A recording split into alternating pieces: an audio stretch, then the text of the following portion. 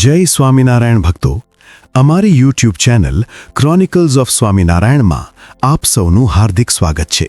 વહાલા ભક્તજનો, સત્સંગની માં એટલે કે સદ્ગુરુવર્ય મુક્તાનંદ સ્વામીના જીવન કવનની શ્રેણી મુક્તાખ્યાનના બીજા પ્રકરણનો આજે આપણે લાભ માણીશું. પ્રથમ પ્રકરણમાં આપણે જોયું કે અમરેલીના મહાન અને પરોપકારી એવા સંત શ્રી મૂળદાસજીએ કૂએ પડી આત્મહત્યા કરવા જતી રતન નામની સ્ત્રીને રોકી, તેનું પાપ પોતાના માથે લઈ અને અનેક કષ્ટો સહીને પણ તેને દીકરીની જેમ પોતાની સાથે રાખી એક નહીં પણ 3 જીવની રક્ષા કરી. હવે રતનના કુખે ઉછરી રહેલ જીવ કોણ હશે? સદ્ગુરુવર્ય મુક્તાનંદ સ્વામીનું આ પૃથ્વી ઉપર કેવી રીતે અવતરણ થયું તે વાત પણ આપણે આજના આ પ્રકરણમાં માણીએ. પ્રકરણ શરૂ કરતા પહેલા આપ સૌ અમારી સાથે ક્યાંથી આ આખ્યાનનો લાભ લેવા જોડાયા છે તે કમેન્ટ સેક્શનમાં જરૂરથી જણાવશો.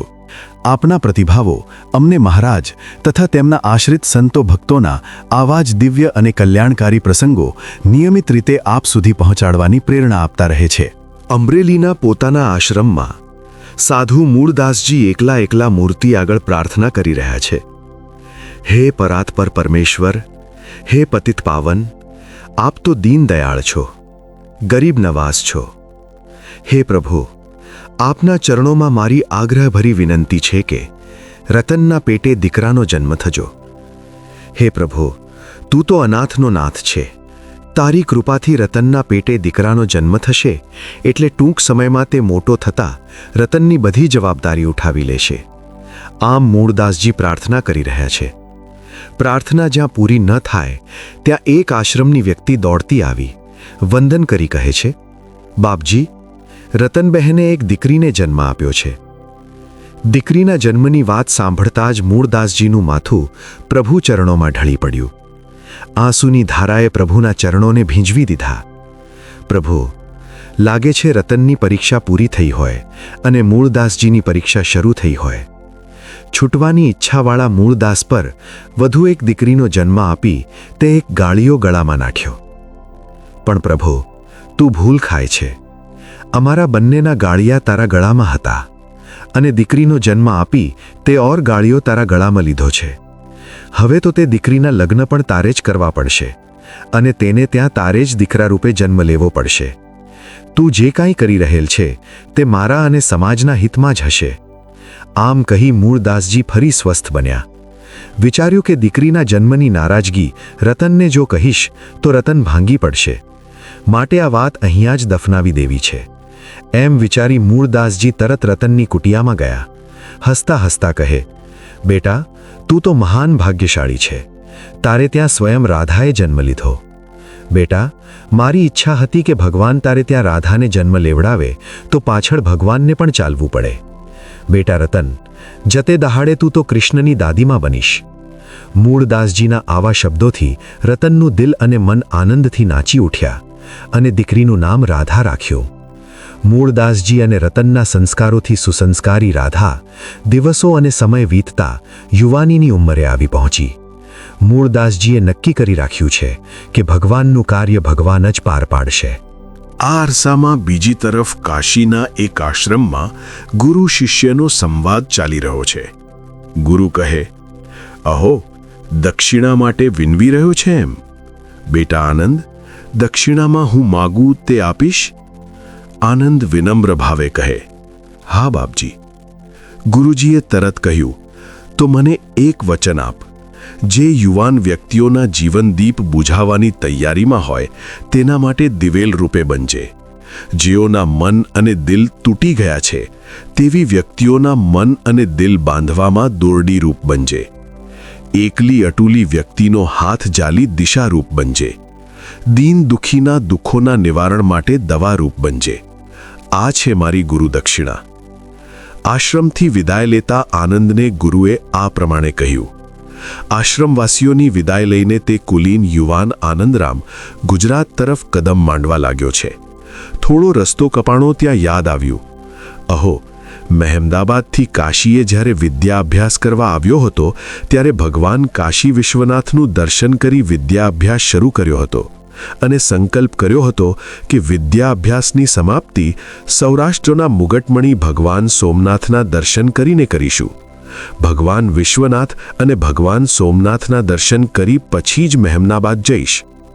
આવા વિચારો કરતા આનંદરામ રસ્તો કાપતા જ્યાં રાત થાય ત્યાં કોઈ મંદિર કે ધર્મશાળામાં રાતવાસો કરે છે અને સવારે સોમનાથ તરફ આગળ વધે છે. આમ રસ્તો કાપતા કાપતા આનંદરામ અમરેલી પહોંચે છે. ત્યાં સાંજ ઢળી. આનંદરામને થયું કોઈ આશ્રમ ધર્મશાળા મળે તો રાત રોકાઈ સવારે આગળ વધીશ. આનંદરામે કોઈ સજ્જનને પૂછ્યું, રાતવાસો રહેવાય તેવી કોઈ ધર્મશાળા બતાવશો? સજ્જન ઘડીભર વિચાર કરી કહે, અહીંયા એવી કોઈ ધર્મશાળા તો નથી, પરંતુ પેલો સામે દેખાય છે તે મૂળદાસ મહારાજનો આશ્રમ છે. ત્યાં દીન દુઃખી ભૂલા ભટક્યા અનાથ નિરાધાર લોકોને જમાડે છે, રાખે છે, સેવા કરે છે. આ આશ્રમ તો અમરેલીનું નાક છે અને મહારાજ મૂળદાસ તો સાક્ષાત ભગવાનનો અવતાર છે. જુઓ, દર્શનાર્થીઓ આરતી ધૂન કરીને બહાર નીકળી રહ્યા છે. જલ્દી ઉતાવળા ચાલો, નહીં તો આશ્રમ બંધ થઈ જશે. સજ્જનની આવી વાત સાંભળી આનંદરામ આશ્રમ તરફ પગ માંડે છે અને આશ્રમમાં પ્રવેશ કરે છે તો આશ્રમવાસી સિવાય કોઈ દેખાતું નથી. નીરવ શાંતિ છવાયેલ છે. સામે કુટિયામાં મૃગચર્મ પર મૂળદાસજી માળા કરી રહ્યા છે. અજાણી વ્યક્તિને જોઈ મૂળદાસજીએ અવાજ કર્યો, આવો ભાઈ આવો. આનંદરામે વંદન કર્યું. બેસો. ક્યાંથી આવો છો? મૂળદાસજીએ પૂછ્યું. આનંદરામે નમ્ર ભાવે જવાબ આપ્યો, બાપજી, કાશીમાં સંસ્કૃત વિદ્યાભ્યાસ કરતો હતો. અભ્યાસ પૂરો થતાં ઘેર જવા નીકળ્યો છું, પણ ભગવાન સોમનાથ મહાદેવના દર્શનની બાધા હોવાથી સોમનાથ જતા અહીંયા આવ્યો. મૂળદાસજીએ તરત કહ્યું, ઓ, તો ભૂખ્યા હશો. બેટા રતન, જો કોઈ કાશીના ભણેલા વિદ્વાન અભ્યાગત આવ્યા છે, તેમને જમાડી સુવાડવાની વ્યવસ્થા કરાવો. રાત્રે આગંતુકની જમવાની અને સૂવાની વ્યવસ્થા કરી આપી. પછી જમીને આસનમાં સૂતા સૂતા આનંદરામ વિચાર કરે છે કે રસ્તામાં મળેલ પેલી વ્યક્તિએ વાત કરી હતી કે મૂળદાસજી તો ભગવાનનો અવતાર છે, તે તદ્દન સાચી વાત છે. કેટલો શાંત ગંભીર ચહેરો છે, ભાલમાં કેટલું બ્રહ્મતેજ ઝળહળી રહ્યું છે. ભગવાન સોમનાથજીની દયા વગર આવા વિભૂતિ સંતના દર્શન ન જ થાય. આવા અનેક વિચારોની વચ્ચે આનંદરામ નિદ્રાધીન થયા. રાત્રિના 2 વાગ્યા હશે ત્યાં એકાએક મૂળદાસજીના કમરામાં તેજ છવાયું. જ્યાં આંખ ખોલે તો મોરલીધર પ્રભુ કૃષ્ણના દર્શન થયા. મૂળદાસજીએ સફાળા બેઠા થઈ વંદન કરી પ્રાર્થના કરી. મંદ મંદ હસતા ભગવાન કહે, મૂળદાસ, તારી સેવા સાધના અને નામસ્મરણથી હું અતિ પ્રસન્ન થયો છું. તારી ઈચ્છામાં આવે તે માંગ. મૂળદાસજી કહે, પ્રભુ, આપ મળ્યા છો, શું માંગુ? પણ એક માગણી છે કે રાધા અને રતનને આપ સંભાળી લો પ્રભુ. મારું શરીર હવે વૃદ્ધ થયું છે. ભગવાન શ્રી કૃષ્ણ કહે, મૂળદાસ, જતે સમયે હું મનુષ્ય દેહે જન્મ ધારણ કરીશ તે સમયે મારા અક્ષર મુક્તો પણ જન્મ ધારણ કરશે. માટે તમો રાધાનું લગ્ન તમારા આશ્રમમાં આવેલ વિદ્વાન આનંદરામની સાથે કરો, એટલે જવાબદારીથી તમે છૂટા થશો અને રાધાને ત્યાં મારા અનાદિ અક્ષર મુક્તનો જન્મ થશે, જેનાથી રાધા અને રતનનો ઉદ્ધાર થશે. આ સાંભળી મૂળદાસજી પ્રસન્ન બન્યા. સવારે નાહી પૂજાથી પરવારી આનંદરામને બોલાવી વાત કરી, બેટા આનંદ, તારા જેવા વિદ્વાન સુપાત્રને મારી દીકરી રાધા આપવા ઈચ્છી રહ્યો છું. મૂળદાસજીની સાધુતાથી પ્રભાવિત બનેલા આનંદરામ માની રહ્યા છે કે મારા ભાગ્યનો ઉદય થઈ રહ્યો છે. આનંદરામને પરિવારમાં પૂછવા જેવું કોઈ રહ્યું ન હતું. તેમના પિતા મોતીરામ, સૂરજરામ અને આનંદરામ એ બંને ભાઈઓને નાના છોડી સ્વર્ગે સિધાવી ગયા હતા. પછી મૂળદાસજીએ રાધા અને આનંદના લગ્ન ધામધૂમથી કર્યા. રાધાના લગ્નથી શાંતિ મળશે, પણ રાધાના લગ્નથી મૂળદાસજીના મનમાં અશાંતિ વધી ગઈ. મારી પાસે કશોય નથી, દીકરીને કરિયાવરમાં શું આપું? આમ મૂળદાસજી મનમાં ને મનમાં વિચારી રહ્યા છે. ત્યાં એકાએક યાદ આવ્યું કે આનંદરામ વિદ્વાન છે અને રાધાને સેવા પૂજાના સંસ્કારો છે, માટે અમરેલીની જગા નીચે અમરાપુરનું રામ મંદિર આવેલ છે, તો તે તેમને કરિયાવરમાં આપી દઉં, જેનાથી બંનેનો નિર્વાહ ચાલશે અને સેવા પૂજા પણ થશે. ત્યારબાદ લગ્નની તમામ વિધિ પૂર્ણ થયા પછી બંને વરઘોડિયા ગુરુદેવના આશીર્વાદ લેવા આવ્યા, એટલે મૂળદાસજીએ અમરાપરના રામ મંદિરનો લેખ રાધાના હાથમાં આપતા કહ્યું કે બેટા, આ ગરીબ બાપનો કરિયાવર ઓછો ન માનીશ. એકબીજાની આંખ વરસી રહી છે. આજે મૂળદાસજીને લાગે છે કે હું કશુંક ગુમાવી રહ્યો છું. પાલક પિતાની પ્રેમભીની મીઠી છાયણીથી દૂર જતા રાધાના પગ પાછા પડે છે. રાધા ચોધાર આંસુએ રડી રહી છે. મૂળદાસજી જેવા માયાળુ બાપને મૂકવાનું મન થતું નથી, પરંતુ મૂળદાસજીની આજ્ઞાથી આશીષ લઈ આનંદરામની સાથે અમરા પર આવ્યા છે. પ્રભુતામાં પગલાં પાડતા રાધાની પ્રભુ સેવા અને આનંદરામની વિદ્વત્તા, સજ્જનતા અને નેસ્પૃહિતાના સમાચાર જોતતામાં આજુબાજુના ગામડામાં છવાઈ ગયા. વાલા ભક્તજનો, ભારતની આ ભાગ્યવંતી ભૂમિના ભાગ્યનો આંક ભગવાન પણ અહીં આંકી શકતા નથી. એટલી મહાન પવિત્ર આ ભારતીય ભૂમિ છે, જેમાં જોગી, જતી અને સતી, મહાત્માઓ અને મહાપુરુષો, ઋષિમુનિઓ અને મહર્ષિઓનો જન્મ થયો છે. અનંત અવતારોની જે રમણભૂમિ છે. અરે, અક્ષરાધિપતિ પૂર્ણ પુરુષોત્તમ સ્વયં ભગવાન શ્રી સ્વામિનારાયણજી ભૂમિમાં પ્રગટ્યા છે. એવી અલૌકિક આ ધરામાં 1414 મહાઅડીખમ મુક્તાત્માઓ શ્રીજીની સાથે પધાર્યા, જેઓ એક એક વિભૂતિ અવતારની પણ ગરજ સારે એવા શક્તિશાળી, પ્રભાવશાળી અને ઐશ્વર્યશાળી હતા. છતાંય તેઓએ ઈષ્ટદેવ ભગવાન સ્વામિનારાયણની પ્રસન્નતાર્થે સુખ દુઃખ, ટાઢ, ક્ષુધા, પિપાસા કે રાત્રિ દિવસ જોયા વગર 19મી સદીના અધર્મ તાંડવની ભયંકરતાને દૂર કરવા કમર કસી હતી. અધર્મના મૂળિયા ઉખેડી ધર્મના ધ્વજ ફરકાવવાના આ વિશાળ કાર્યમાં અનેક વિકટ પરિસ્થિતિઓને પણ હસ્તે મોંએ સહન કરી અગ્રગણ્ય ભાગ ભજવવા માટે અક્ષર મુક્તનો પ્રવેશ થયો છે રાધાદેવીના ઉદરમાં. આ મુક્તાત્માનો સંચાર થતાં રાધાદેવી પૂર્ણ ચંદ્રમાની પેઠે શોભવા લાગ્યા. તેથી આનંદરામના ઘરનું વાતાવરણ કોઈ મહાન ઋષિઓના આશ્રમ સમાન બનવા લાગ્યું છે. રાધાદેવી પણ હવે પ્રભુમય જીવન જીવી ભગવત સ્વરૂપની આરાધના વિશેષ કરવા લાગ્યા છે. રાધાદેવી સારોએ દિવસ ત્રિકાળ સંધ્યા, દેવદર્શન અને પ્રભુ કીર્તનમાં ગરકાવ રહે છે. ગર્ભમાં રહેલા મુક્તાત્માને કોઈ જાતની પરેશાની ન થાય તેનું જતન કરે છે. આનંદરામ પણ રાધાદેવીને રામચરિત માનસનું મધુર કંઠે પાન કરાવે છે.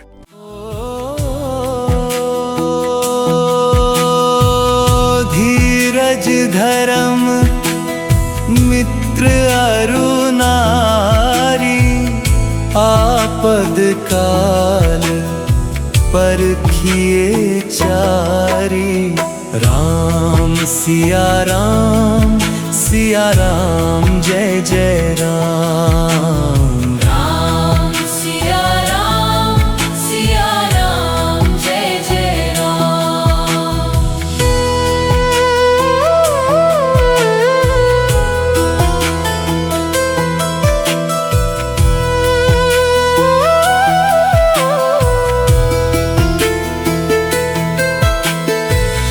हरि अनंत हरि कथानंता कहहि सुनहि बहुविधि सब संता. राम सिया राम जय जय राम. राम सिया राम जय जय राम.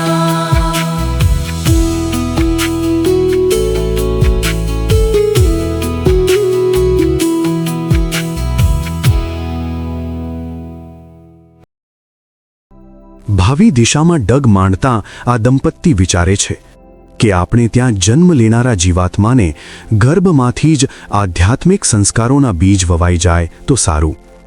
આપણું ઘર એ દેવ મંદિર બને અને તેના સંસ્કાર જન્મ લેનાર સંતાન પર પડે તો કેવું સારું. આવી મનમાની મીઠી મસલતો કરતા બંને પુત્ર જન્મની આકાંક્ષા સેવી રહ્યા છે. અને ખરેખર 10 માસ પૂર્ણ થતાં વિક્રમ સંવત 1814ના પૌષ સુદ સાતમના મહાન પવિત્ર દિવસે અલૌકિક વિભૂતિ રૂપે રાધાદેવીની કુખે એક પુત્ર રત્નનો જન્મ થયો. એ પુત્ર રત્ન એ જ આપણા કવિવર સદગુરુ વર્ય શ્રી મુક્તાનંદ સ્વામી. મુક્તાનંદજીનો જન્મ થતાં સારાએ ગામમાં અનેરા આનંદની આહલાદક ઝલક પ્રસરી રહી છે.